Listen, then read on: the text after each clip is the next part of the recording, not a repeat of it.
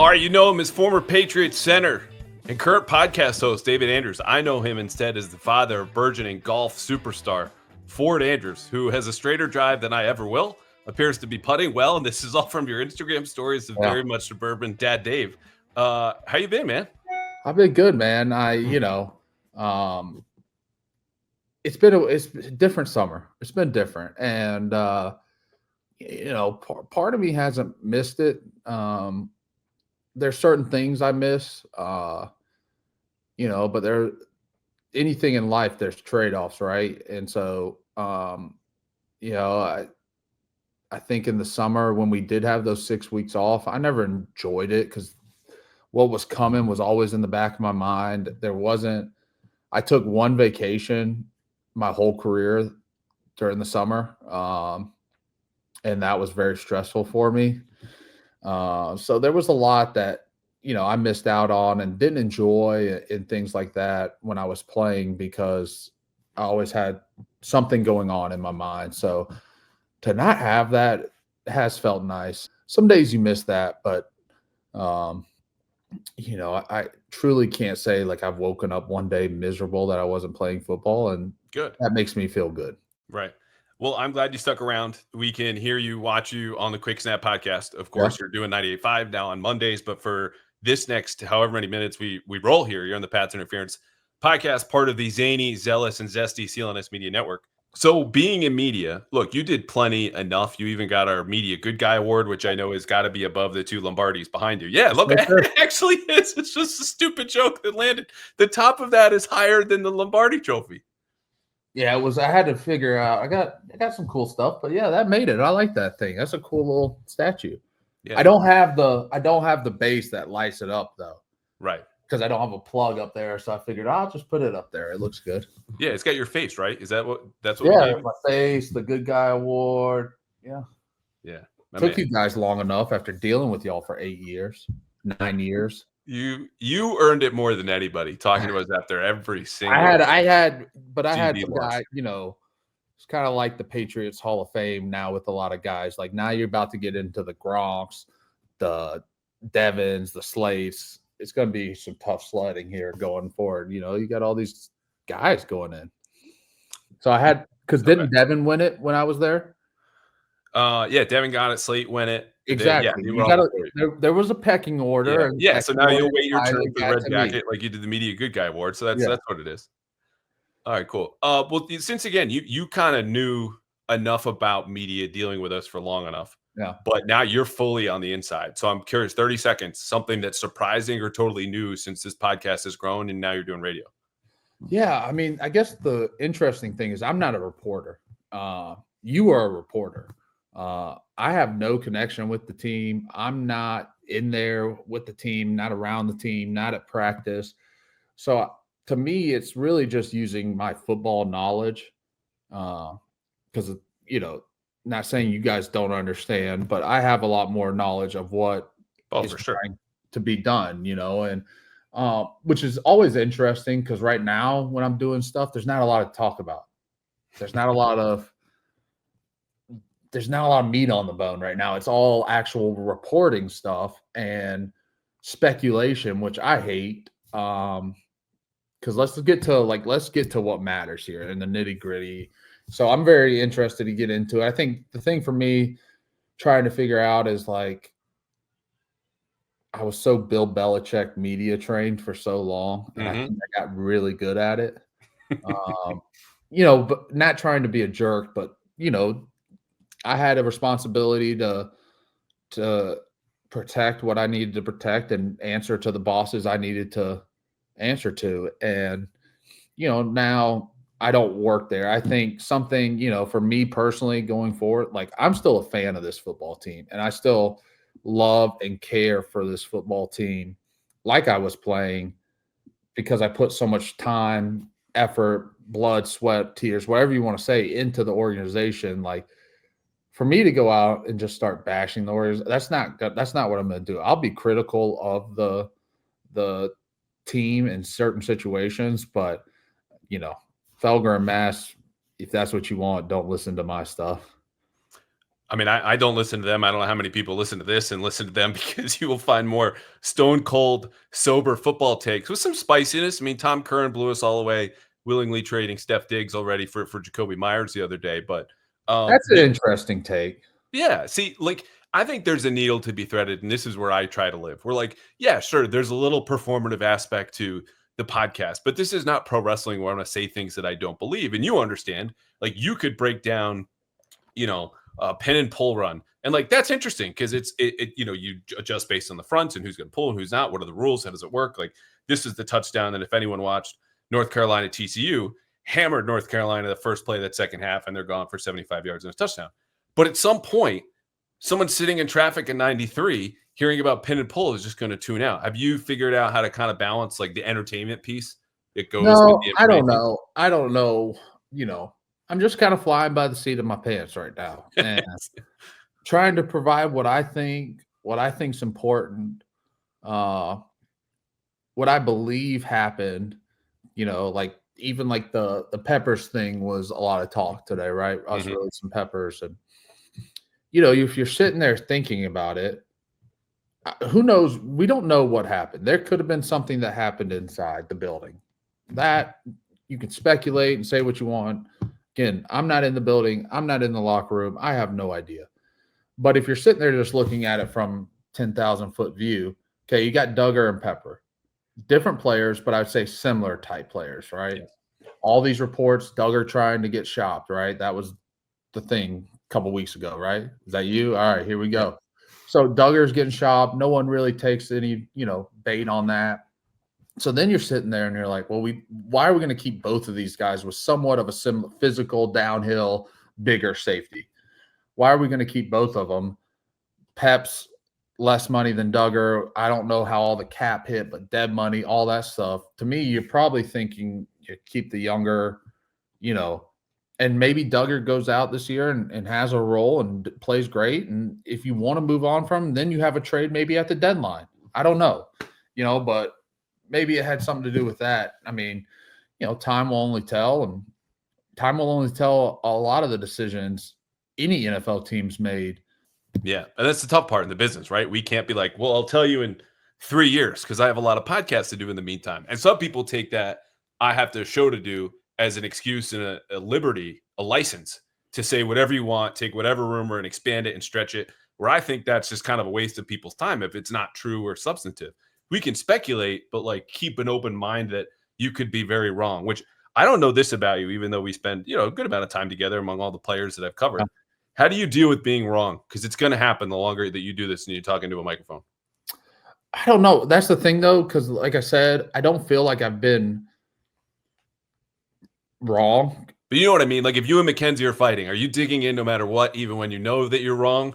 Or are you going to eventually be like, It depends. okay, It's facts are hard to facts? put her in there because then you're adding a different, I think if it's something I don't know, I'm okay with being wrong. Mm.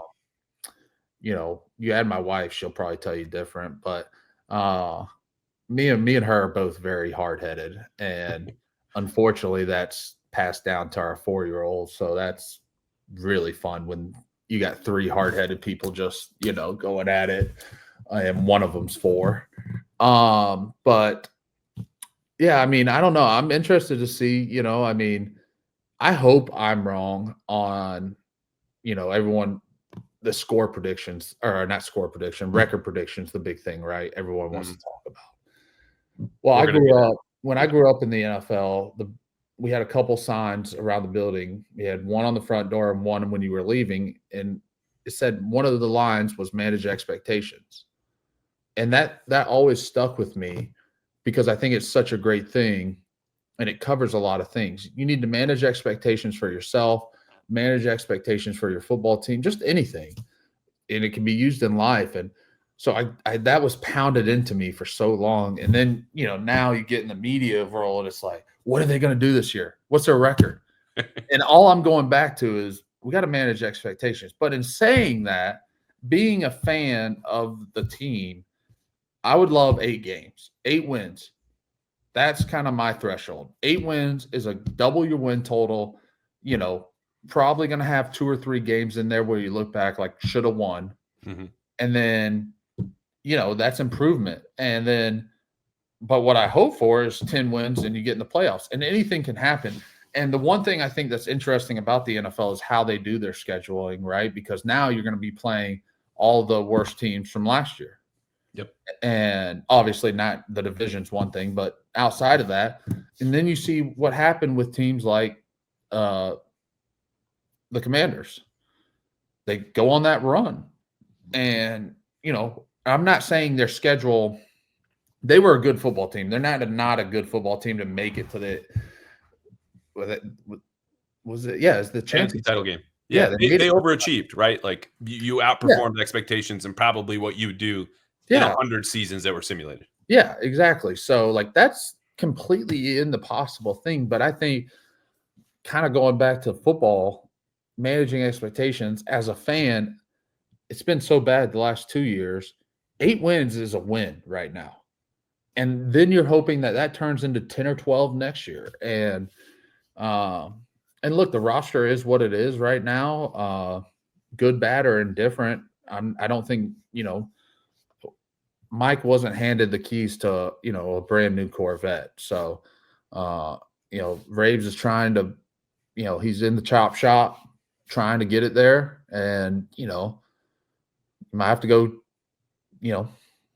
steal a couple carburetors somewhere, I don't know. So, and then hopefully you can save up some money and,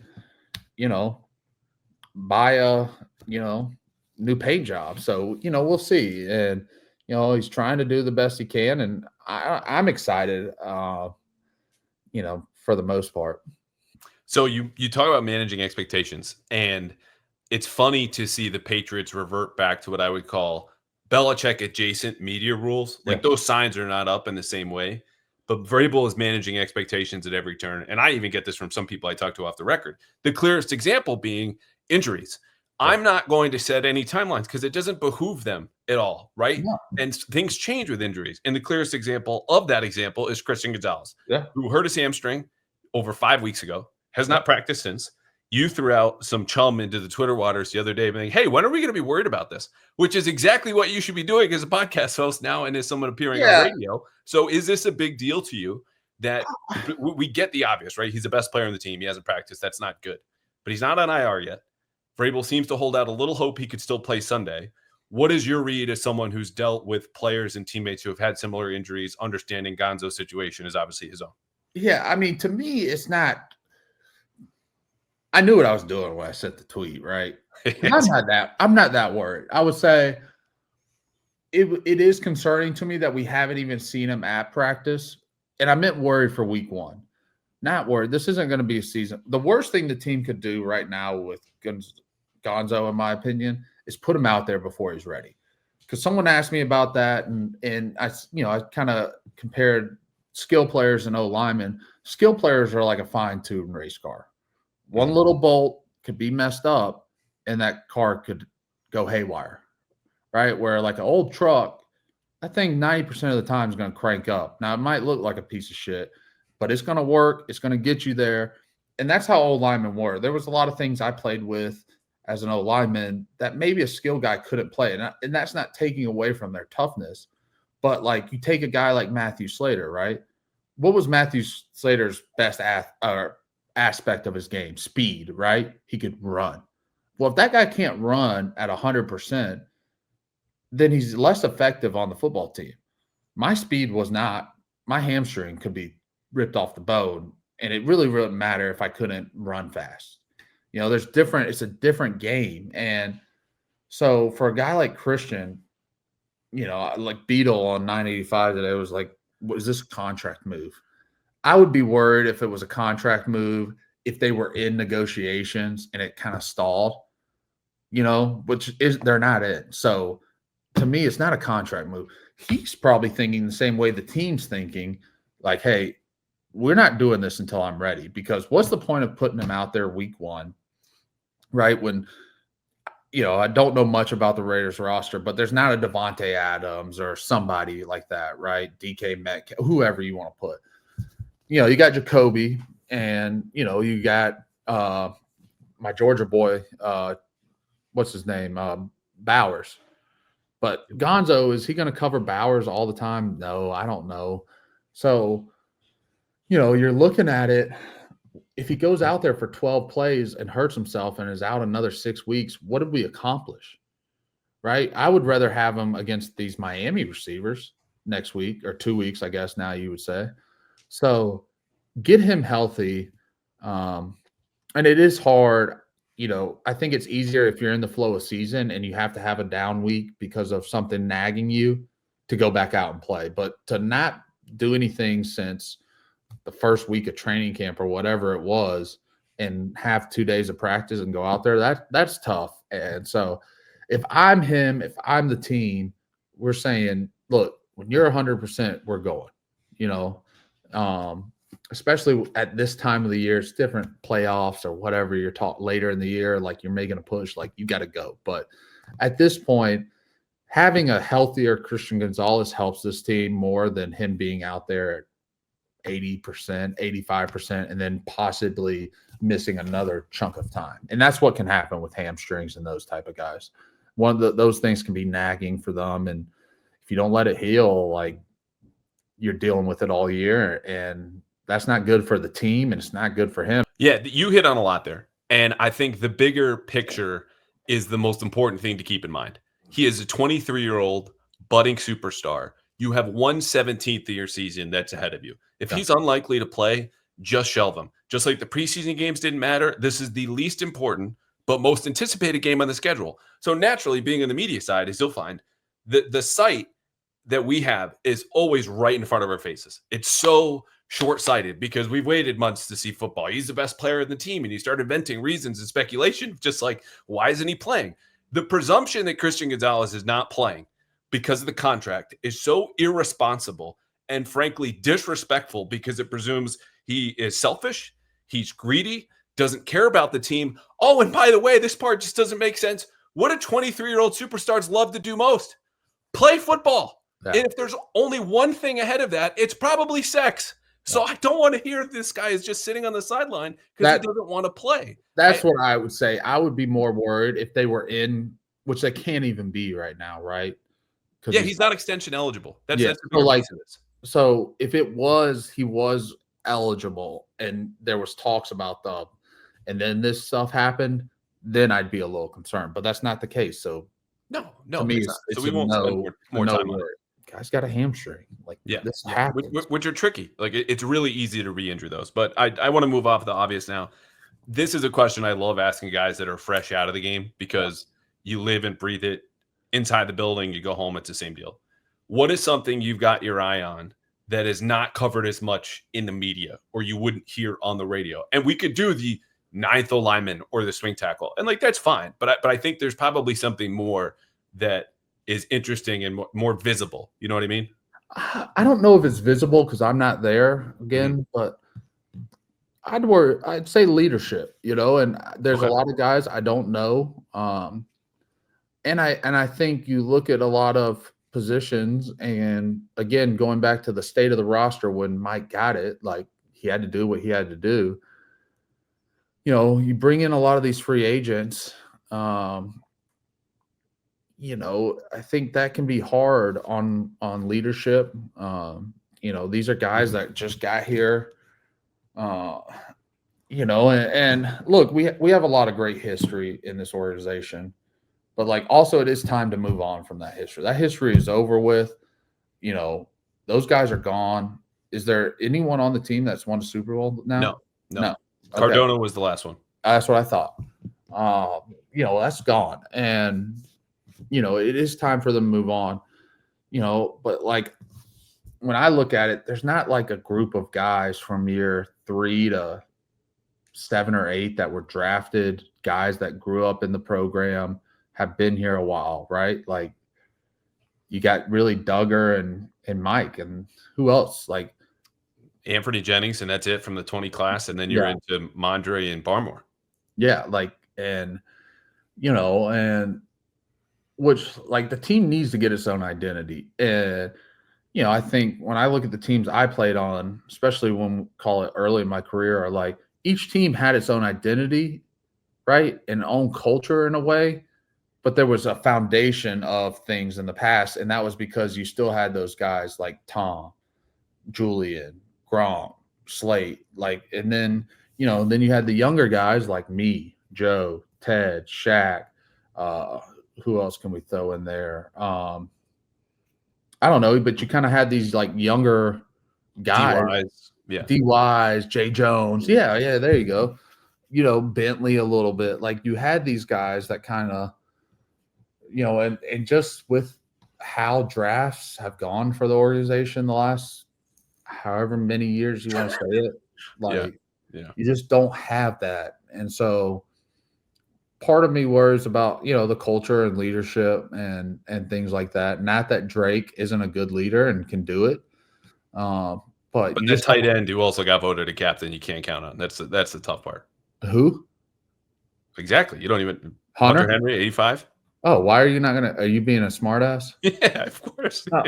No, look, and I love Hunter, and Hunter's. I know. That's why Hunter came in, but also Hunter wasn't drafted here, and he's, to me, he's like a key cog of that organization now for a lot of different reasons, not just because he's a captain. Yeah, but you just don't have a big group of those guys, and so that's kind of something I have my eye on. Hopefully I'm completely wrong. And, hopefully I'm looking at this draft class that they just had of like, all right, now you've got some pieces to grow with this quarterback, right? Hopefully Kyle Williams can turn into something, right? I don't, again, I didn't watch much of training camp, but like you got him. Who knows what this Chisholm guy could do, right? Like, is he going to be the next Julian Edelman? Let's pump the brakes, right? But, could be a guy that's just a rock of this foundation for hopefully the next 10 years. Yeah, I think what you're talking to the leadership too is the transition period, right? Which is not only just leaving the past behind, but starting something new. And so Will Campbell's another rookie, right? Like that dude was a 2-time captain. His time will come, but right now in this transition where it's comforting, Robert Spillane's been a captain before. Yeah. But it's overall kind of like a quiet group of guys where you don't have the Devin in the middle of the huddle. They don't have you in the middle of the huddle. It doesn't have to be fire and brimstone, but it needs to be something that like, okay, when you're down, you need a little bit of juice. There's got to be that type of personality. But in the course of the transition, I think that'll naturally emerge because leaders can be developed a little bit, but you can't start to walk start to talk the talk until you walk the walk, right? Like Will Campbell hasn't played an NFL snap yet. No, and the biggest thing with leadership in general, people love asking. To me, there's no definition of leadership. All right. There's no way to point a finger on it. The biggest thing to me in leadership is being genuine. Because if you're not genuine and you're not who you are and you're not the same person every day, people will see through that and it's just bullshit. And so you can't bullshit guys in the NFL. Like maybe in college a little bit, guys are young, naive. But here, as a coach, as whoever, you can't bullshit people. So, and I look at a lot of our teams too, where, Dante told me something one time in leadership, like you got really 5% here, 90% in the middle, and 5% at the bottom. And the biggest thing is trying to get that 90% to pull with the 5% of your leaders, right? And if that 90% starts pulling with the 5% of your bottom, you're done. And I've thought about that a lot. And, especially kind of the last few years I played there, if you don't have enough guys pulling up, you're going to get pulled down quickly. And I look at a lot of the teams I played on, like Julian was never voted a captain, and that is what it is. But like, you're going to sit here and tell me he wasn't a leader, right, in his own way. And guys like Daron Harmon weren't a leader, James White, James Devlin, like in their own ways, all these guys were leaders and did different things. Even Shaq and Joe were leaders in different ways, in the line room. Like, so, and Shaq could connect to people that maybe I didn't, if I talked to, he kind of went one ear and out the other. Or like, it just, is what it is. And that's what you need in any organization, football, business, whatever it is. So, but that's something that to me that's not talked about. And, and no one really knows, right? I mean, you guys are in there, you guys get a feel for guys, but, when the team's back's against the wall, which it's going to be at some point, game, whatever, how do they respond? And that'll be a big thing. So I mentioned Robert Spillane. He's one of the defensive captains. Yep. The thing that I've got my eye on, and this is very small, and then we'll pivot to two X factors: offense, defense, and we'll get that final record prediction at you. The other inside linebacker spot's really interesting to me because I have all the confidence in the world that they'll be able to cover receivers for the most part, or as well as a lot of teams. But you still have to win the middle of the field. That's for the most part where games are won and lost. And Christian Ellis is athletic. He fits the physical prototype. They've rewarded him with this contract after the Raiders of all teams showed some interest. But his play diagnosis and instincts aren't there as the way I see it. And I think you can develop a little part of that. But there's a reason he was rotating with a guy like Jack Gibbons, who has those instincts and like the ultimate white football player cliche, but lacks a little bit of athleticism. And that's just who Jack Gibbons is. So how does that develop? Because I think there is a higher end outcome with Christian Ellis where you go him and Robert Spillane are covering sideline to sideline. That's great. Yeah. But the mistakes might be such that, as you saw a little bit last year, the Jacksonville game comes to mind, where you go, we can't afford those mistakes. We'd rather just have a plug, steady Eddie kind of player in Jack Gibbons. And that, to me, will affect not just the pass defense, but how you're kind of fitting the run with a lighter player. You're always taking the good with bad with guys. Yeah. And unfortunately, there's very few perfect players. No one's perfect, but you know what I mean? Like a Tom Brady, all right, yeah. Who wouldn't take Tom Brady on their football team, and that's something the organization will have to decide. The coaches, even maybe like on the offensive line, right? Like you look at that sometimes where you're like, okay, this guy's not as good a player as X, but X isn't going to mess up. Which one are we more willing to live with? And those decisions have to be made sometimes. And, I even think about that like a little bit in 2021 with Big Mike and Ted Karras. Yeah, great example. There was a little like Mike had all the physical attributes. He was struggling a little bit in the offense, and he never played left guard. Mike always played on the right side. And I talked to him about that one day, and I was like, that's interesting. So kind of forcing Mike to play left guard, he was struggling. And obviously, like, Mike's more talented than Ted. Not that Ted's not talented. You don't play as long as Ted's had in this league and hang around and have the career without talent. But, and then it came to the point of like, all right, maybe we move Mike at tackle, which is a little bit easier of a position mentally, and put Ted in. And that's when I thought we flourished that year with an O-line, was kind of that grouping. And well, and just to back you up on this, because I've rewatched this game and tweeted about it, because I just think I put it as like goddamn perfect. It was when Tom came back. Like Mike had back-to-back holding penalties in the same drive. Week 4, you're playing Tampa Bay on Sunday night, and he gets benched at half. Yeah. And there was Ted Karras at left guard for the rest of the season. And the next week, you guys go to Houston, and everyone got sick, and you had like 6 O-linemen and somehow made it work and had the comeback. But like it's not just, we'll kind of live with the mental mistakes. No, that's 20 yards going backwards. Yeah. Even just 10 of them often kind of kills a drive. No. So, I mean, that would be something, that they'll have to live with and figure out. And I don't know Gibbons really. Like I said, I haven't watched him. No Ellis. He's a good player. But are you willing? Do you need the athleticism? And maybe it's something on third down. They, more passing situations. Let's put Ellis in there. Gibbons be there.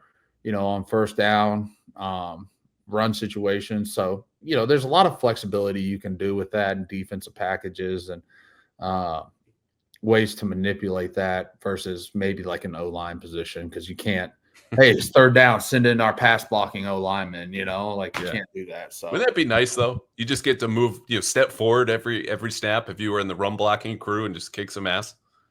Yeah, but then they know what's coming. That's like part of what makes football as an O-lineman great, is when you're having success, it's like, here comes counter, here comes draw, here comes play action, here comes a huge drop back because now it's 1st and 10 and we're going to take a shot. They're not ready for it. They're thinking it's run. The knowing what's going on as an O-lineman is what makes it bad. Yeah. PrizePicks is back, America's #1 daily fantasy sports app, and the best place to turn your sports knowledge into cash. With millions of members, PrizePicks has made daily fantasy sports accessible to people who have never even played fantasy sports. Because here's how simple it is. I'm watching the Sox on Tuesday at home, and I think Cedar Rafaela, who's on fire, or Jaron Duran, who's not, or Raymond Anthony, who's really coming into form, will have a certain number of hits or runs, or maybe a home run, or Walker Buehler's going to give up a lot of hits, but maybe bounce back. Boom! Those thoughts, those takes turn into cash, but only at PrizePicks. And here's how it works. All you have to do is build a lineup of 2 to 6 players. Every player comes with a stat. It could be hits, it could be runs, it could be walks. And we get into the football season, yards, touchdowns, you name it. They've got more stats and players than you can think of. You look at that player, you see their stat. You pick more or you pick less. And you do this for 2, 3, 4, 5, or even 6 players. Lock in your lineup, and that's it. You can win cash, withdraw it via Venmo, Apple Pay, however you want, quick and easy deposits. Again, you can mix players from sports, different games, teams, whatever it is. The best place to win cash while watching sports. So don't wait anymore. I have it still playing all summer and will straight through the end of the year. Download the app today. Use code CLNS. This is the best part. To get $50 instantly after you play your first $5 lineup. That's code CLNS to get $50 instantly after you play your first $5 lineup. PrizePicks, run your game. All right, let's talk some offense. I asked you to prepare 2 X factors. I said kick all the obvious stuff to the side when I would ask you in press conferences and we talk about turnovers and explosive plays and no penalties and blah, blah, blah. We all get that. I'm going to lead off here because Traven Henderson, speaking of dealing with the media, thought I was trying to bait him when I asked a follow-up question about Josh McDaniels about a month ago. And he had said, Coach McDaniels really wants to focus and work on space plays. Get the ball to him, let him go to work. Demario Douglas, we know this. My first X factor, or key, or call whatever you want, is how many yards after contact these guys get. Because we know the lack of explosion in the skill position players, guys who, again, there's a trade-off, like we were just talking about. Jacoby Myers runs really great routes. You can play him inside now, tough as hell, but he's not breaking tackles. Yeah. Okay, you had a lot of running backs here who would break tackles, but then didn't have the explosive speed that Traven Henderson had. If this group can stay upright, but you get a lot of those extra yards after the play design is finished. Okay, you completed the pass, you hit counter, you hit draw, you hit whatever. How many yards are you getting on your own? Because that will take this offense from we can get by to maybe we can run it up if you're McDaniels in May to 30, 35 points. So you're going yards after catch or yards after contact? Yeah, yards after catch, yards after contact, like all that stuff. Let me ask you this. From you like stats? Are you a big stat media guy? Yeah. Okay. Yeah, within context, don't get me wrong. Yeah. So would you rather throw an 8-yard route or a 45-yard post? Stats? I'm just asking. No, seriously. Yeah, this is a big misconception on explosive plays. And I think you kind of answered it. But like, to me. Well, can I answer it? Yeah, go ahead. So I think your instinctive response is going to reflect your personality, right? Someone who wants to take a more conservative, high efficiency approach and say, give me the 8-yard gain. 3 of those is 24 yards. The benefit of the bomb, obviously, is you might only hit 1 of 5, but over time, that average is going to be a little bit better than the 8 yards. So what I would tell you is the point of, and this is more Shanahan offenses, you package the high efficiency, easy throws that lead to a runway for the yards after catch. And the way that this offense is built, including the pass protection, I think you're better off with the 8, 10-yard chunks is how I see it. Well, I'll tell you this. We won a lot of Super Bowls doing that. Yeah. And I mean, the play that's going to send Rob Gronkowski to the Hall of Fame was a 12-yard route over the middle off counter hot protection. And you give him the ball at 12 yards. Most NFL quarterbacks are going to hit that throw. Mm-hmm. Let's take the best player to ever do it out of the equation. They can hit that throw. And then you got a guy that is great with the ball in his hand, and he turns it into a 35-yard play. That's an explosive play. So you don't have to throw it 40 yards in the air to make an explosive play. And I think something, I watched they play the Colts. And who did they play in the preseason? Not the Giants. Who was before the Giants? The Colts? Vikings. I watched the Vikings game, and Devin had said something about receivers. Their 2 jobs are to get open and catch the ball. Well, he left out the third piece, which is to get open, catch the ball, and if you're special, do something with it. Yeah. And then literally Chisholm. How do you say his first name? Efton? Efton. Yeah, real simple. Chisholm literally caught like on third down, like it was like 3rd and 6. He caught a 4-yard route and turned it in like 12 yards. So as an offensive lineman, as managing a game, dealing with these pass rushers that every team has now, getting into those situations where you can give the ball to him, even Diggs on a crossing route, Henderson, which I think this guy's going to be so fun to watch. I think that's a great X factor because it is so true. Like that is a way to manage games, get people comfortable, protect your quarterback. And if you got guys that can make plays with space, like those are easy yards and easy completions that turn into big plays. How many times you see Julian catch 5-yard return routes that turned into 25 yards? Yeah. I still think about that play in Dallas all the time that he just looked like he was just running out in recess, like just making people miss, and my rookie year. But it's kind of working smarter, not harder. You know what I mean? Like, just those designs. And that's the thing. Henderson didn't want to give up like what Josh was saying, and I didn't ask him to, but it seems to be a bigger focus this year than it was before because, it just given the personnel and how they're going to have to operate. And some of this might even go for May, right? Like if he can turn a 4-yard scramble or shake a guy and go for 12 instead, like that's a huge or sack avoidance, right? Like let's throw this in here if we're gonna do after contact and after the catch. Like it's a huge difference. Those guys have to create kind of on their own a little bit. My X factor though, I think for me, you're not looking for a player, you're looking for a concept, right? Yeah, you can do whatever you want, Dave. And I hate to do this because it's just me, but if you're not going to say the offensive line's an X factor, you can't win without an offensive line. And the truth is, you've got 4 new starters, 4 new players who have never played in the system. And I'm tired of hearing people say Josh McDaniel's system's hard. It is not a hard system. It is a very different system. And if you understand the system, it's very easy to play in because everything works together and everything ties together. Well, explain why it's not as complicated as everyone thinks. Like what's an example? So like the way we would call protections, right? You knew what the formation was. You knew if it was 3-by-1, 3-by-2. Now you knew it was a dual concept, right? And that becomes a little harder. That is hard to do. But I did it in college. So at the University of Georgia, we ran dual protections. Called them almost similar system as we did in New England. And tell us about dual protections because I know what you're talking about. But dual protections is where the offensive line is accounted for multiple people. Most of the times on dual protections, you're working to the strength of the formation. So on dual protection, you're working strong. So you're going to make a mic point, right? And let's keep it in a 4-down, 3 linebacker shell, which is your typical 4-3 defense, right? You don't see a lot of that anymore because of substitutions, all that stuff. But so from there, you're working from the mic to the Sam linebacker to the star or any perimeter.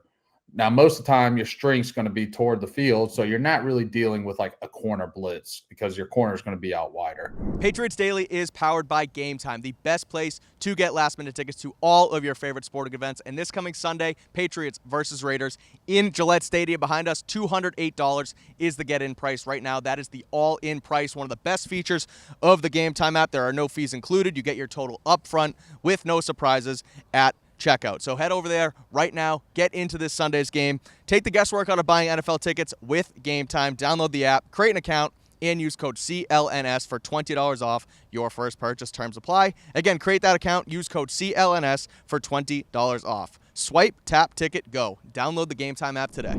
So at the safety position, right, if you have 2 high safeties, no real threat. But when the weak safety comes down, what it allows the quarterback to do is push the mic backside, which allows the center to go left now, right? And that allows 2 off the left side. Then also, if you're in dual protection and you have the mic right, and that's the side you're dueling to, the back now, if they're going to bring 2 off that side, right, which the offensive line would not be able to block because you have 2 D linemen, linebacker, and let's say a star coming. So you're not able to block those. The will's going to have to run in coverage to that side to protect from the two guys coming. Now that allows the back to scan across, and now the quarterback can throw, and he is protected in theory. Now, granted, the hardest part is actually blocking the assholes, but in theory, he is protected from that blitz. And then if you're not able, you don't have to throw hot routes all the time. And then when defense blitzes, right, they're gambling. There's going to be more holes that a defense has to deal with because more people are in the rush and not in coverage. So the system, in my opinion, gives the quarterback all the tools to protect himself, know where his problems are, and we barely threw hot with Tom. Now, Drake is not going to go out and operate this system exactly like Tom Brady did week 1. But if he has learned it and the team has learned it and works together, there's not a lot of problems you can't fix. And I'll tell you this, there was only one game where we were really in a pretzel, me and Tom Brady and the offense. And guess who that defensive coordinator, not even coordinator, guess who that defensive head coach was? Rex Ryan? Mac Vrabel. Oh. Because he knew the protection system and knew how to attack it. It was 2018 in when he was at the Titans, when we went down there. Mm-hmm. He had some blitz that was really hard on our protection system. And it was messing because he knew the rules. He knew how to attack it. And it messed with me. It messed with Tom. It was hard. And now, granted, there's some scheme things where it's really not hard, but you just can't block them. When he was in the Texans and that D-line with Watt, Clowney, Merciless, that was a lot of problems, not necessarily scheme, but, I mean, there's just 5. They had 5 D linemen that were problems to deal with. Well, they would line up in that diamond front. So they're playing a 5-1 anyway that says, hey, we have 5 guys that are hard to block. We're putting them in front of each of your offensive linemen. Good luck. Yeah, and you're putting Clowney over me and you know, I mean, that created its own problems. That's just matchup. That's not scheme. I mean, it is scheme, but you understand what I'm saying. Yeah, so, the 18 game is so good, too, because I remember from a coverage standpoint, and I don't know how much you ever got into this, they played so much inverted cover, too, that they'd start single high, and then that safety would drop down the middle like he's running the pole in Tampa, and then the corners would split or 2 low safeties would jump back, and then Pittsburgh did the same thing to you guys weeks later when you had lost in December right before you make the run and go to the Super Bowl. So it's just stuff that obviously it's a copycat league, and I love taking the memory lane trip with you, but it goes to show like, hey, if that's the one coach zooming back to your offensive line rules that messed with it in your entire tenure, like really screwed you up. That was the one. And now he can fix that, right? Because he's on the same sideline. Yeah. So I guess you would say offensive line play for me and the understanding of the system. Yeah. And those 2 things right there, because if you got guys that will play within the system, play by the rules, you're going to have success. I'm just telling you, in that offense, you're going to have success. And I believe you look at this, you can't tell me that overall the roster is not more talented offensive side of the ball. Now, is it what we're going to want it to be? Maybe not. Only time will tell. You know, are they going to have a really good O-line? Only time will tell. Is Trayvon Henderson as good as everyone thinks? Only time will tell. But on paper, which that's all we have to talk about right now, which I told you I'm getting sick of. Yeah. They are better. So, you know, we'll see. I'll give you one more, and then we'll go to defense. First quarter scoring, right? Like you guys started so many games. Yeah. And this wasn't just your last couple of years of not being able to score, but the scoring margin, right? Like you want to dictate terms, and sometimes that means running the ball. Sometimes it means going tempo. But either way, it also means keeping them off of the scoreboard, because if this is going to be the best version of the Patriots I think we see, they are running the ball and they are playing defense, which means you have to not be down 10-zip going into the second quarter when everyone knows you have to throw and the other team can kind of do whatever they want. Yeah, I mean, I think you can have a game plan of like, hey, we want to run and control the game and know that and still be forced to throw the ball and feel okay. But when you have the game plan of like, we got to run and control the clock and then are forced to throw and you're not confident in that, that's a tough place to be, which I think 90% of teams, when they go into the game, we want to run the ball, we want to control the game. but like that's just not the reality. And you're gonna have to throw and you're gonna have to do it all. But yeah, I think first quarter scoring would be a big one. It is so much easier to play the game from ahead in all aspects of the game. And it's a hard game. So let's not make it harder on ourselves, boys. Like it's too hard anyway. So do everything we can to make it as easy as we can. I like hearing from future Dave, who's going to be a high school football coach somewhere. Maybe it's South Shore, maybe it's back in Georgia. I don't know. Just right there. Like, come on, fellas. We can't make this harder. This is hard enough, you know? True. Stop committing stupid ass penalties. This is you facing a sideline. Yeah. Look, that stuff's going to happen, but there's no need to like overthink everything and panic about everything. You go out there and follow your rules, which, like I said, that's one thing about Josh's system. There are clear-cut rules, clear-cut protection systems, clear-cut answers to problems that very, very rarely you're going to come in there and be like, whoa, we don't have an answer for this. Now, we might not see those answers because they didn't get to them or they, whatever, but there's going to be answers to the test. There was a lot of tests I knew the answers to, but I still couldn't do the calculus problem. So here we are, Yeah. I've said this multiple times. Tell me if I'm right or wrong. The premise of Josh's system is to give you answers to everything that you could see. Yes. Okay. Offensively, from the O-line, receivers.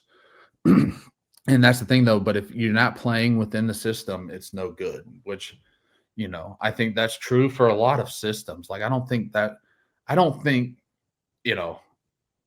Andy Reid just tells Mahomes, like, hey, here's the play. I write whatever. Go figure it out. Yeah. Like, sometimes it happens. Sometimes you just do that. And Drake's got some of that ability, which I'm excited because the one practice I did watch was the in-stadium practice, and I saw some different things from Josh where, where he was, he hasn't had a quarterback like Drake that he's really coached, that can move, but also has an arm. Like, so he's got a little bit of both, and like, to me, like they asked me today if I would want to run Drake more. Like, I'm not calling like power quarterback runs for him, but like, if we call a rollout and there's nothing there, go. Yeah. Like, don't sit there. Like, if you've got it, like, and that's something I think for him, the big development I'd like to see would be like just taking the profit. And sometimes if that profit is a loss, it's a loss. Like if the pocket's closing in on you, you've got no clear, way to get out of it. Like sometimes it's better to take a 5-yard sack. Yeah. Hold on to the football and punt the football. Like that's why we have defenses. That's why we have special teams. Who knows what's going to happen versus spinning out, getting strip sacked, or taking a 12-yard loss. Because maybe it's 2nd and 5. You take a loss, it's 3rd and 10. That's a hard position to be in the league, but it's not impossible. But just going from 2nd and 5 to 3rd and 15, that's hard. Yeah, the best play. Tom did this more than any season of his career. I remember asking him about it. He threw the ball away more in 19 than ever before. Yeah. And that was the best play that you guys had just because sometimes the receivers recovered instead of taking a sack or risking a pick. Like you had a thinner margin for error the longer that season went on. So he just did that. And, I remember phrasing it in a way he was like almost a little offended. I was like, is it out of self-preservation? Not in a way that you're scared. Obviously, you're Tom Brady, but like, what is the biggest driver? Is it playing that long game or whatever? It's just like, that's the best play right there. Sometimes the play is broken. Yeah, and that's what made him so good. Got to get rid of it. Yeah. Yeah. And there's discipline in that. And I've talked about this where I think, you're right. Like May has to know the controls of the offense and the system and all the rules. Inevitably, he's going to be flushed outside of the pocket and he'll either create and we will shower him with praise for all of the playmaking, but that's also where trouble lurks and how he navigates those spaces without the rules and just having to react on instinct. Where first preseason game had the strip sack, then almost had a pick against the Vikings. You're like, that's the downside. But if he can avoid those and create more, like you're talking about, just take off. I think that's where the season's decided, but I've talked plenty about that. And you don't want him to be a shell of himself. Like you want him to have some of that playmaking ability and gun shooter mentality, but it's learning when to pull your gun sometimes and when to put it in the holster. You know what I mean? If that makes sense, like, maybe it's not great to be in a shootout right now. Maybe we holster it and we'll get them when, we're ready, So, you don't want that to hamper him, but playing smarter and learning that, which I think is a learning curve for any rookie quarterback coming to the league. Guys are a lot different. They're a lot faster. Those open spaces in college aren't that open in the NFL, the closing speed, everything else. So, let's get to defense, though, because that's, I think, is an interesting part of this team. So I have two keys, X factors, whatever you want to call them. The first one I already hinted at, so I'll make this quick. The coverage of running backs and tight ends to me is going to be huge because I have so much faith in Gonzo whenever he does come back. Carlton Davis, even when he misses time, Alex Austin will be fine. This is a new quarter scheme. They're still adapting. I think that'll be fine. But how do they react when it comes to a Brock Bowers? Because, again, the Gonzalez thing I'm not as worried about for week one alone, because that game is going to be about how well they defend Brock Bowers. And if it's not Spillane or Christian Ellis, it's going to be a rookie safety in Craig Woodson or Jalen Hawkins, who for most of his time in New England been a really solid contributor, but so no one counted on as a starting safety. Who's the fifth DB if they're in a substituted defense? So if they're in three corner nickel, you're looking at Marcus, obviously. But if they go big nickel, I think it's Del Pettis right now. Over Duggar, yeah. I mean, Kyle was on scout team Monday wearing an 11 penny, meaning he was simulating Jeremy Chin. Yeah. So it's maybe that changes, but that's how it is right now. Yeah, I mean, I don't know. I'm not going to say who's going to be starting or who should be. That's dumb for me to do. But I think that is a good point because I do think the two biggest mismatches in the NFL can be running backs and, I mean, obviously, like Justin Jefferson, Jamar Chase, like those guys are mismatches. That goes without saying. Yeah. Not saying they're Randy Moss, but you get what I'm saying. And, but I looked at our teams when I played, we didn't have those guys. But what made mismatches was like, all right, who's covering Gronk? Okay, that guy. Who's covering Julian? Okay, that guy. All right, who wants to cover James White out of the backfield? Who wants to have fun with that? So I do think that's an area where a lot of teams can have success. Now, granted, it's really hard to throw to your running back 15 times a game. That's unlikely, but they can be huge plays. They can be huge plays in the sense of like a 3rd and 7 that you throw Henderson, again, going back to what we talked about. So throw him a 5-yard pass, turns into 12. Like that's a huge play in the game. So I don't know what their plan is. It'll be good because I think Brock Bowers is probably up there as one of the top 5 tight ends in the league right now. Special, man. Special. So I'll be interested to see how they cover him this week. I think my thing is going to be pass rush. Whereas offensively, it takes 11 guys to make a play work, right?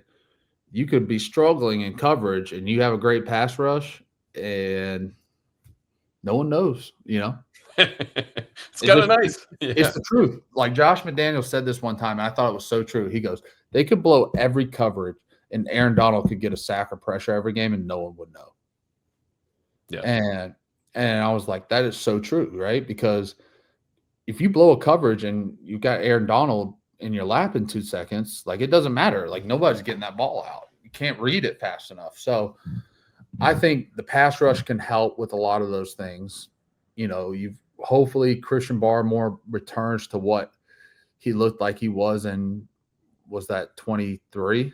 The end of 23 especially, yeah. Yeah, 23. So hopefully he returns to that.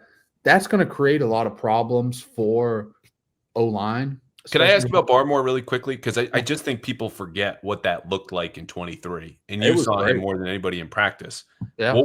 What was your in-house scouting report of what Christian Barmore and why he was a problem especially in those later months? Christian's got a unique set of skills. He's long, first of all. He's very long. He's powerful. He's tall. And he really does try at his craft. Like he used to ask me all the time what I thought. And I would beat him on one-on-ones and he'd want to know, why I could beat him there, why I thought whatever. Then when he beat me, he just wanted to let me know how much he beat me. Like, all right, but I'm sitting here giving you the tools and you're just going to come out there now try to embarrass me. But that's what makes it fun. But he's got a unique skill set. He's disruptive. He's long. So that's a great strength, right? And we talk about arm length all the time. And, it's not the end all be all. Like I survived 10 years in the NFL and had a very successful career with short arms. So it's not the end all be all, but it poses a problem.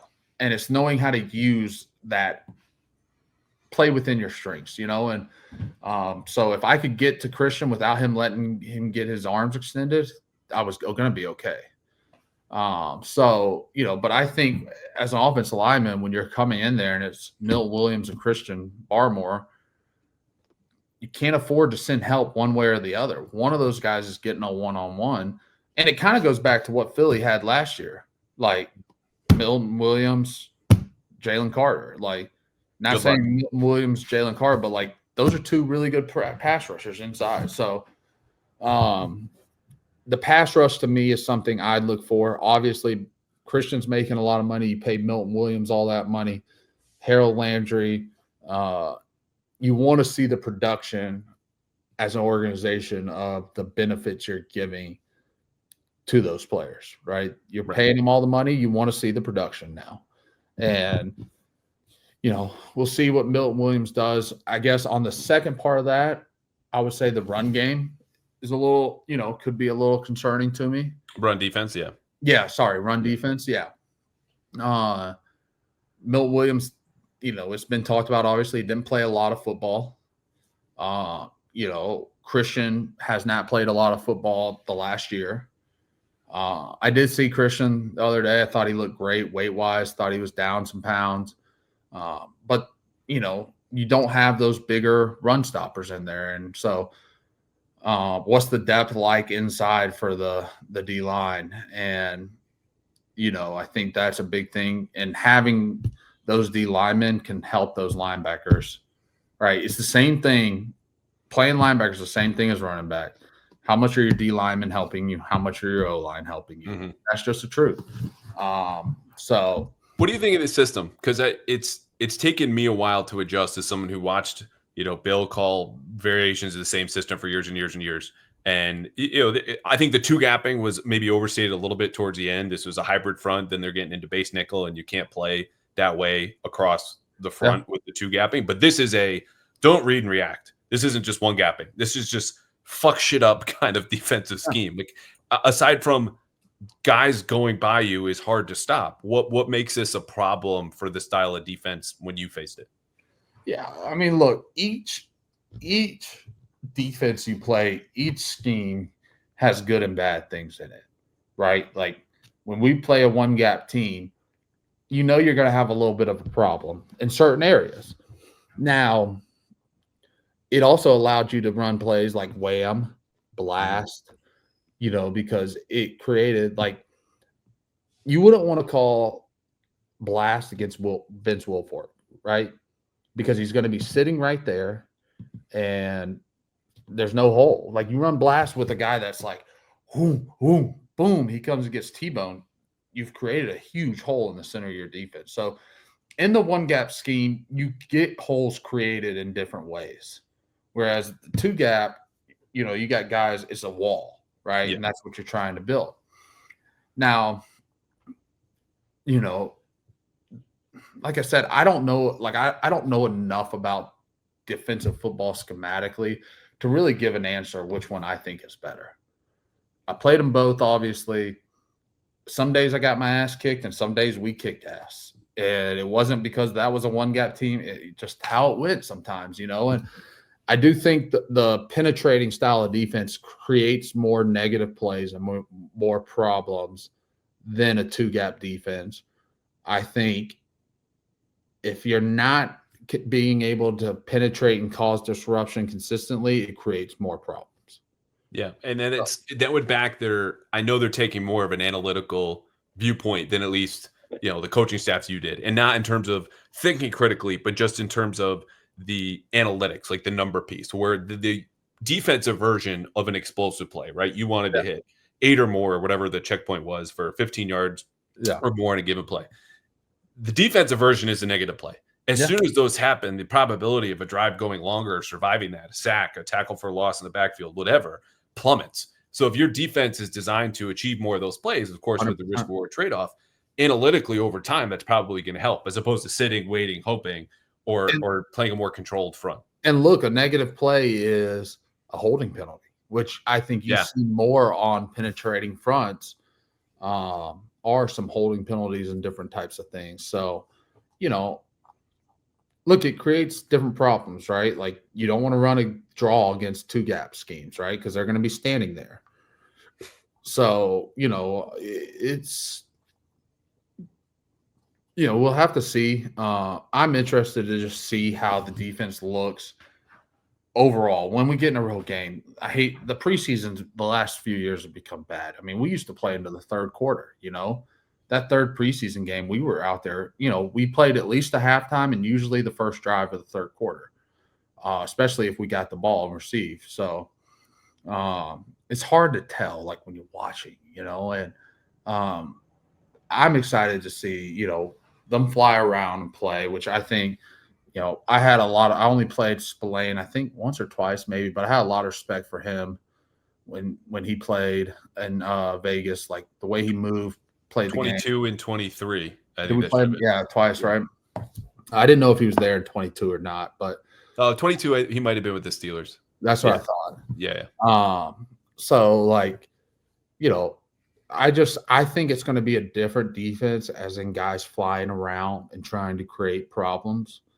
Not that we didn't have that at times, especially when I played under Bills. Like, a lot of the exotic stuff, like that was a lot of Bill and Matty P coming up with some of this stuff, right? And you saw Matty P, what he did to Texas this weekend. Like, that was awesome. Like, him throwing out a rocker blitz against college kids is just brutal. Was that the coffee house stunt? Yeah.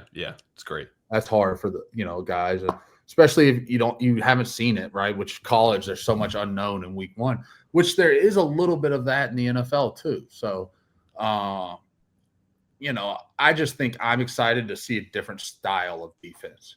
Now, whether it's good and bad, again, only time will tell. I'm excited to see, though, like Milton Williams and Christian Barmore try to just wreck shit. Let them go. Let those guys go. Yeah. Let's see what happens, and like I said, it could be good or bad. Like, at the end of the day, you still got to be a football player. Sure, you ran 10 yards upfield, but like didn't do anything. Like, great. Like, that was sometimes you get those D linemen in, that kind of style of defense, and they were just like dogs in a meat house, just all over the place, and so you still got to be a football player and have those instincts in that style of defense. It's not just pin your ears back and go. To me personally, that's what I think, because sometimes you play those guys and they just be, I'll just run you this way, and there goes the running back. So, it's the guys that understand the fine line in it, I think, where you reach really good players. Yeah, because you guys punished teams like that for years. The all gas, no brakes, first version of Robert Saleh and the Jets. You just screen them to death and draw them to death and misdirection here and there. And like you're saying, the dogs can create the defense can get on levels, and it creates very bad problems. Yeah. The one other thing I have for my second kind of key X factor thing that I'm looking at, I have no idea how this was going to go, and it's Terrell Williams calling plays for the first time. Like, I know he's aligned with Vrabel in the vision and the techniques and the philosophy about how they want to play defense. But, back in the day, and they're starting to get back to this a little bit more, the start of the week was like the coaching philosophy and how teams want to win, right? These are the strengths, these are the weaknesses, but get inside the mind of the D coordinator. And when it comes crunch time, and like we talk about with Drake and his reflexes outside of the pocket, when you have very little time and you're under a lot of pressure, what do you do? What do you fall back on? And Terrell Williams is a defensive line coach. Is he going to be reluctant to blitz, even though it might call for it?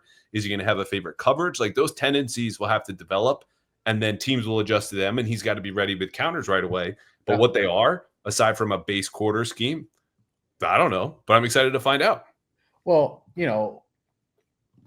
I have a lot of respect for Vrabel, like I said, because of the game plan he had against us in 2018. And I don't know how much he was involved in the game planning. I would assume a lot, because he knows the system. He knows the strengths and weaknesses, like I've said. So, you got him working on that side of the ball too. obviously his background. You know, that's something where I think, like, you're right though. Like, what is his bread and butter? How does he settle? Like, sometimes being a coordinator is when things aren't going well, how do you settle it down?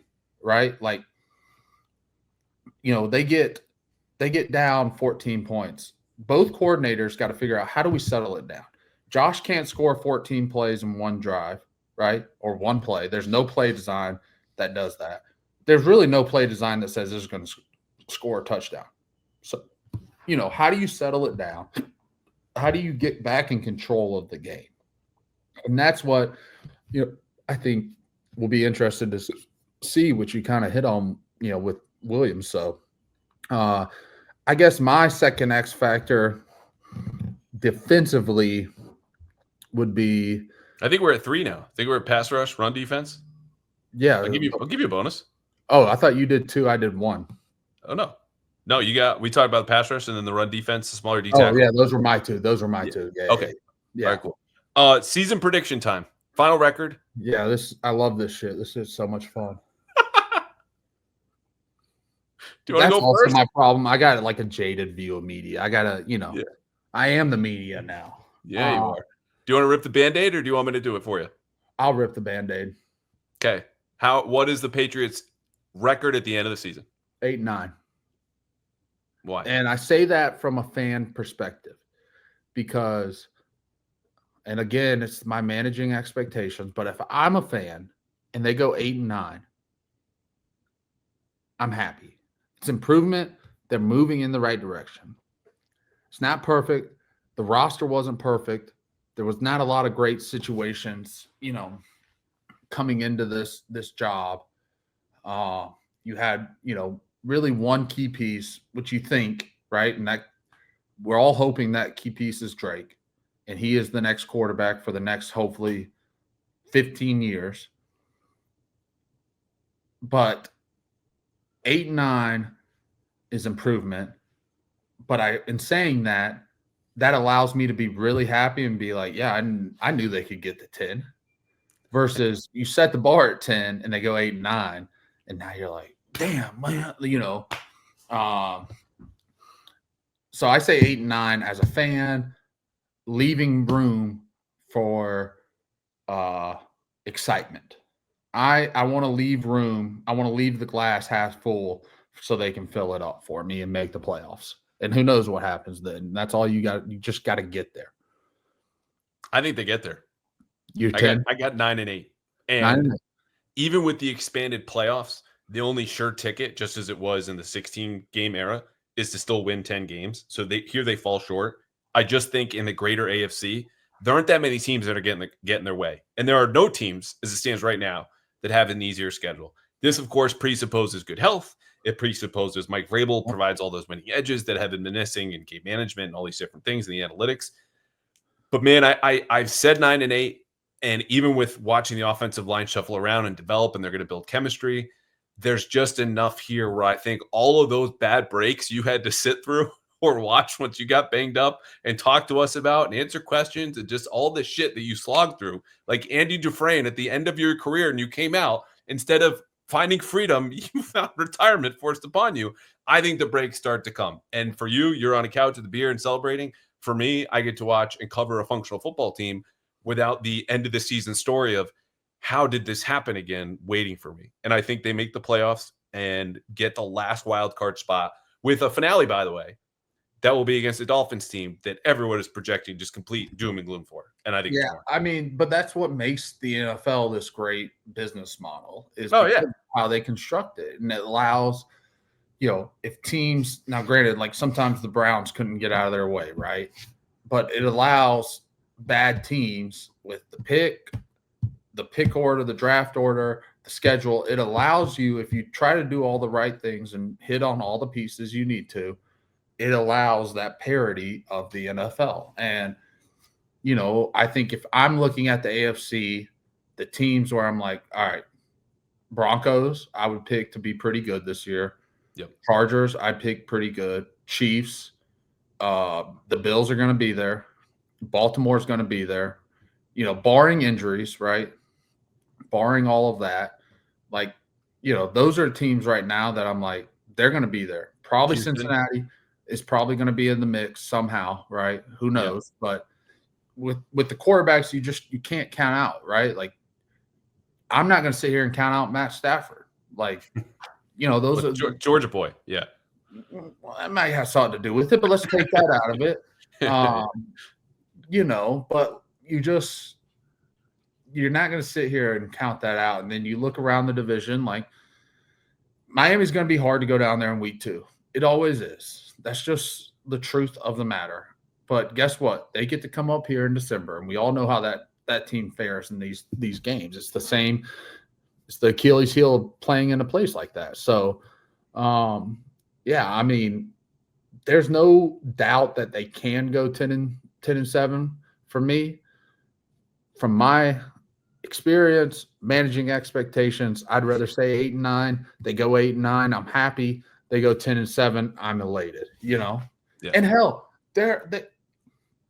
these sons of guns could go 12 and I got to do my math now. The 17 games still 12-5. 12-5. I want to say 12-4 so bad. I also hate how you can't go 500 anymore. No. The 16-game era and the 2 wild cards was the peak of, as far as I'm concerned, to scheduling and playoffs in the NFL. Like we're past it. But I'm done with college football 12 playoffs. But yeah, that's another. Maybe this is a bye week show we do. Where we just go through my gripes with grievances. Football. Yeah. But Well, look, I think that's a fair attitude. Right? Yeah, because if we're being honest, this team is in year 1 of a rebuild. And there are reasons to be excited. The young quarterback, all the free agents that have arrived, some cornerstone defensive players. Oh, and a guy who we haven't even talked about for this entire podcast, Stephon Diggs, or we mentioned once by you and a crosser, maybe he picks up some yak, who could change how this offense is depending if he ever gets back to the form he saw last year. And we don't know if that's going to be the case. But that's something that Josh has not had to work with since Prime Jules. And those are very different players. So there's a lot to like here. I want to get you out on this real quick. A week 1 story. Anything you got? It's something you haven't shared before, or it's a little funny, or might surprise us just about the season opener, the lead up, the game, or the aftermath. So I guess let's go rookie year, right? Steelers Sunday night. Thursday night, banner drop, first start. I'll never forget it. We weren't even engaged, but my girlfriend Mackenzie was there. My wife now, obviously. I was still living in the Residence Inn in Foxborough, free. Thank you, Patriots. Until I got the call that they were kicking me out, but just unreal game. We didn't have, now with the new CBA, they get the Labor Day break, we didn't have that. I think we had like maybe 2 days, something like that. Like not a lot. We didn't get a lot of days with Bill. Yeah. No days off, I heard. Yeah. They used to say that, huh? Drake did the other day. I don't know if it's making a comeback with Vrabel, but it's here. It's in the zeitgeist. Not everything that guy did was wrong. So, but so we go and win the game, and I'll never forget. We go in the weight room. There's a little turf area right off the weight room in the locker room. I know it's blocked off for y'all. You guys don't really see that much, but there's a curtain. Yep. Slate or Devin, I forget who brings us in there. Probably Slate. After the game, it's like, it's giving us the weekend off. Everyone be safe, and everyone lost their shit.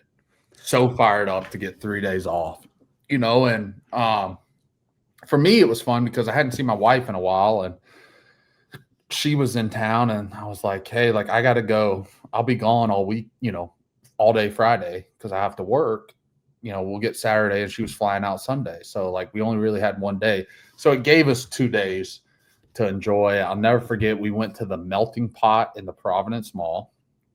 Isn't that the fondue place? Melting Pot. If there's not a fondue place named the Melting Pot, there should be, because there could be. I'm pretty sure it was, and like, we had no idea where to go or what to eat. I didn't know. I hadn't explored really. I was so locked in training camp and everything else, trying to make the football team. And so we went there for our dinner, and that Saturday we ended up going to Boston. We went to we started at Jerry Remy's, which I forget what it's called now, but we started there. It's had a lot of names. Tony C's maybe now. Yeah. Started at Jerry Remy's. I think she put on Facebook, like, where can we watch the Georgia game? And that introduced us to Cleary's, and we went to Cleary's and I just had a great time. I think they were playing South Carolina, and I don't know. I'll always remember that weekend, and it introduced me to more. And at the Melting Pot, someone recognized me for the first time, which was kind of cool. And then, we've been in Cleary's a lot now since that weekend to watch Georgia games. My wife I think she watched one of the national championships there a few years ago. So, always remember that weekend for a lot of reasons. And it was also the first time, like, Gronk was so dominant in that game that was like, I was just like, holy hell, like, this dude's unstoppable. Like, you knew he was good, but like when you witness it for the first time in person where like no one can stop him, I think he might have had 3 touchdowns. I was just like, this dude's unreal. So, that game I'll always remember. Week 1, the getting to see that side of Bill, like, giving us the day off, which I think he got a bad rap for, and I think he managed stuff as best as he could with trying to keep everyone in the dark and focused. And it made you enjoy those Victory Mondays and days off so much more when you didn't know they were coming, when you fought for them and died. And, Victory Monday, you were just like, it was the greatest. It's like, if you give your kid ice cream every day, like, and then you ask him if he wants to go get ice cream, he's probably just like, yeah, well, we do this every day. Versus, like, you don't get a special treat. You're like, ice cream, so. Yeah. My man, I love it. It's a well-rounded perspective. I mean, you had told me part of that story, obviously, because I knew the Cleary's bit, but yeah, I think a good reminder for everyone listening, like, look, we all together, players, coaches, media, fans, zero in on that 1-4 window for the Patriots this year, and they're going to play the Raiders. What that game means to the guys who are actually going to participate and are not in the press box or on their couch, like, is not only a whole lot within that window, but in afterward and how you experience life. And then it goes on for a season, or in your case, 10 more seasons, 9 more seasons, for a whole career. So there's obviously, we're all here for the football, but the way that it kind of ripples into the rest of your life, it does. There's a lot. Guys are going to move on. You're more willing to, when you're having success and someone calls you to do a charity event or do something, or where you're going to have to deal with media, you're like, yeah, I'll do it. Versus, like, those things become a lot harder and it's not y'all's fault. I'm just giving you the perspective of a player. When you're struggling and you had to sit up there and answer those tough questions, do what you had to do, and then you're at a charity event and you're also having to answer the same questions again, that you don't want to, like, that's hard. It's hard, and you don't want to do that stuff. But, when the community's behind you and things are going well, and I do think, like, that was always important to me. Like, no matter what, like, if I'm doing something off the field, I'm going to try to do what I do, no matter what, win, lose, or draw, because that's part of being a man and an adult. Like, you have responsibility, but just in the grand scheme of things, they're a lot more enjoyable when you're winning, right? And I noticed that at some of these charity events, when, like, we're winning, everyone wants to go. Now, when we're losing, there's only a few guys that really want to take their time and do that stuff. So, which is fine. It's part of it, but you're right. It completely just changes everything. Everyone's happier when you win. Let's be honest. And at the same, like, the whole no fun thing, which I like, just going on here, I'm rambling, but the no fun thing, I had a hell of a lot of fun when we won. Those 2 things right there, that shit was fun, and there's really only 1 year that I look back on in my career where we weren't great, that I was like, that was a fun year. And that was the COVID year. Yeah. And part of me, because I knew that was the last time me, Joe Tooney, and Shaq were going to play together. You just knew that was happening. And so we soaked up so much of our time together, because we knew it was ending. And so that's the only year I look back on and, puts a smile on my face in that time because, like I said, I knew it was coming to an end and we soaked it up with each other. But if you're not playing to win the game, it ain't fun. You ain't going to have fun. And if you do, those guys you don't want on your team. So that shit will weed itself out. But that's my soapbox right there. Probably, I got a lot of soapboxes. It's good we're getting this out. You're going to be on the radio and having to keep this tight. And yeah, you didn't know it, but this was therapy for me. So good. Look, this was my pleasure. I don't say this because I'm going to have to see you in the locker room the next day or any kind of pleasantries. Like you and I spent a whole morning fishing together. We've had other chats, and I really appreciate you making time, especially on short notice. And tell everyone else where they can find you now moving forward. Yeah, so you'll find me every Monday, 11 to 12, Zolak and Beetle going over the post game. Believe Alex Barth has a podcast. I don't know when it comes out, but I'll be doing some of that with him. And then you'll hear me some pregame with the Patriots, whether that's the podcast or live. And then obviously the kind of big project is Quick Snaps with NBC Sports Boston. Super excited for that partnership. It'll be a TV show, I believe, Wednesday night at 6. The podcast will come out, I believe, Wednesday, anywhere you get your podcast. But NBC Sports Boston, they're going to try to get the best 24 minutes we got, I guess, and turn it into a TV show. So excited about that. The partnership, they've been great to work with. Don't have to log on to this computer, even though I was really excited about moving and getting an office because I didn't know that was going to happen, when we were in talks. And I was like, yeah, I'll finally have an office, a nice place to do my podcast. So, yeah, check us out. Quick Snap. Awesome, man. If they give you 90 minutes, like we would give you on the Pats Interference podcast, you could definitely find a good 24 because I've had about 3 different promos hit me as you're talking, and we're going back and forth of what we could tease on social media, which should do very well. So, welcome to the biz, my man. You are fully in it, 10 toes in. Let's see if I can get a badge and get in the locker room. Yeah. They might not like that, though. I'd probably be in the equipment room, strap it up. And I'm like, I'll go play today. Like Vrabel would probably toss you a blocking slip. Yeah, Vrabel would be like yanking me by the collar out of there. But no. I'll make a call. See, I don't know if you know this guy, Stacey James. He owes me a favor, too, so we can. I've hit Stacey up for a few things. I still got – Stacey's got like a big poster from my retirement. I got to go get from him, but he's got a lot in his office. It was one of the first times I've been in Stacey's office, and that's a cool office. He's got a lot of stuff, so I figured I'd let him hold on to it for a little while. I had never been to Stacey's office. I was in what was Bill's old office for the first time, talking to Vrabel about Stretch the other day. That was a cool article. I like Stretch. Stretch has got a cool story. Appreciate you reading. Yeah, super smart guy. And but I was just like, what is Braves going to do with all this space? What did Bill do with all the space? That's like off to the right. You know what I mean? I love Bill's office, man. It's massive. So much cool shit in there. God, yeah. So much memorabilia. He had a lot of cool stuff. Yeah, probably like Sun Tzu's underwear, just somewhere in there, along with the art awards. It's just the Navy stuff, the military stuff. It was cool. Yeah. I mean, it's like Saban's office, You seen the pictures of that. Yeah. There's something about it. Just the old ball coach's office. Mahogany, just dark. Yeah, just very sophisticated.